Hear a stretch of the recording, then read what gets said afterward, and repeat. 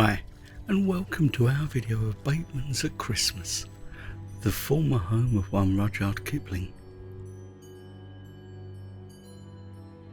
Batemans is in the southeast of England, in the county of East Sussex.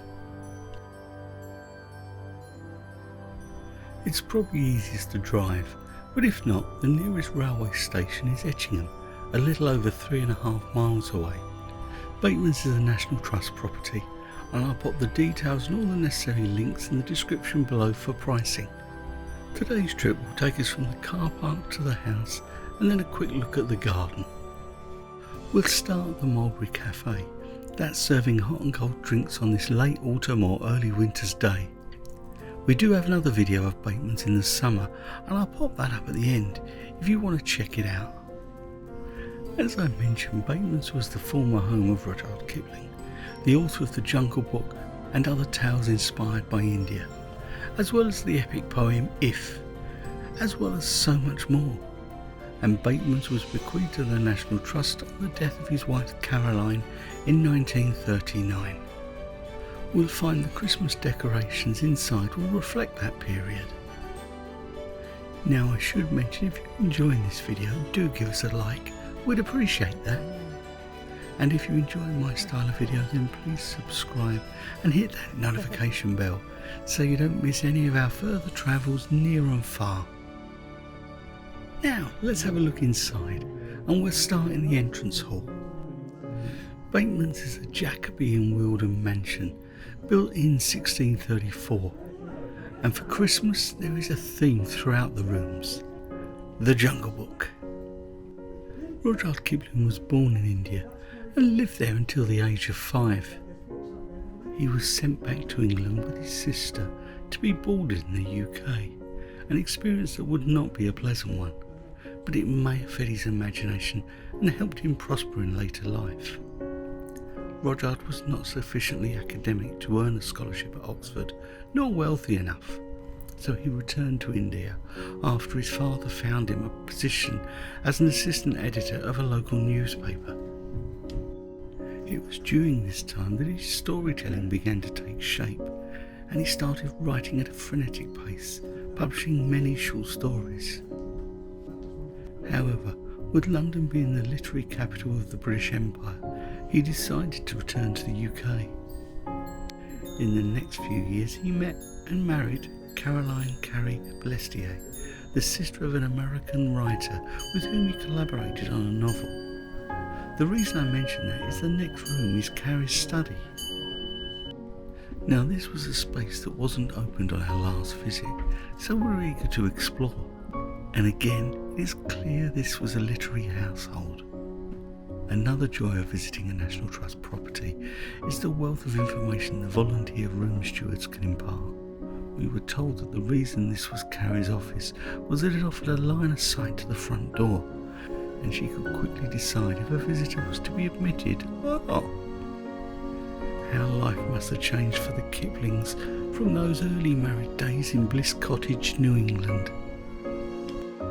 I'll mention this, but I'm sure you know, this is not how the Kiplings would have celebrated Christmas, but how the National Trust picked themes from their lives. I mean, they didn't have low energy LED lamps for their Christmas trees at the turn of the 20th century. But lotus flowers represent Rudyard's love for India, and is indeed India's national flower. And I think the National Trust has done a wonderful job of creating that atmosphere. Indeed, so much so that when we returned home we watched the Jungle Book. So if you have a National Trust property near you, then check it out to see if it's been spruced up for Christmas. It might be worth checking it out. We're now going to make our way upstairs, and again we stumble across a room that wasn't open on our last visit. It's a bedroom, maybe a guest bedroom, that has gone bananas for the Jungle Book.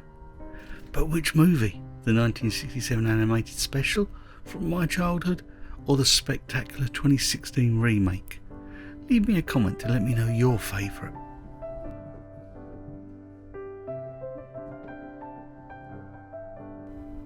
Now we enter my favourite room, Rudyard Kipling's study. There's just something magical about this room. The picture over the fireplace is of Carrie Kipling, central to the family, but this is Rudyard's space, and I love the way the room is styled. It's the ink pens on the desk, the crumpled paper in the waste bin, and this is where Rudyard crafted the poem, If. We now enter the exhibition room, and this is completely different from our last visit, with a collection of works by Hastings-based artist Claire Fletcher. You can also pick up some of her prints in the gift shop as you leave.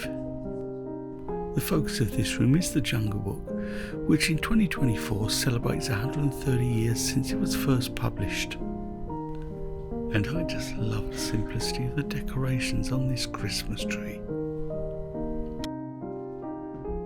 And the next room is one that makes me a little sad. That's John Kipling's bedroom. John Kipling, also known as Jack, was Rudyard and Carrie's only son, and he lost his life at the Battle of Lotus on the 27th of September 1915 during World War I at the age of 18. He must have had a wonderful life at Batemans until it was tragically cut short.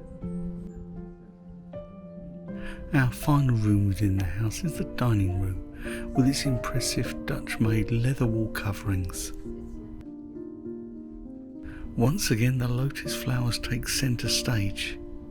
If you catch our video of Batemans in the summer, you'll see a very different side to the house.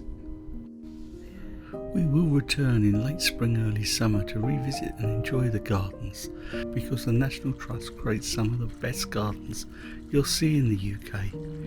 It may not look like it now, but trust me, they do.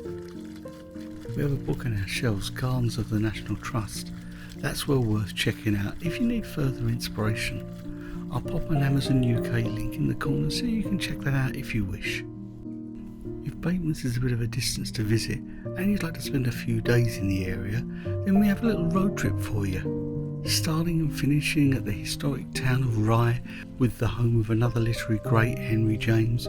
You'll also have a castle, to the coast, and so much more. The link will be at the end. So I guess it's time to wrap it up. I'd like to wish you the very best for the holiday season, and hope the new year brings you everything you wish for.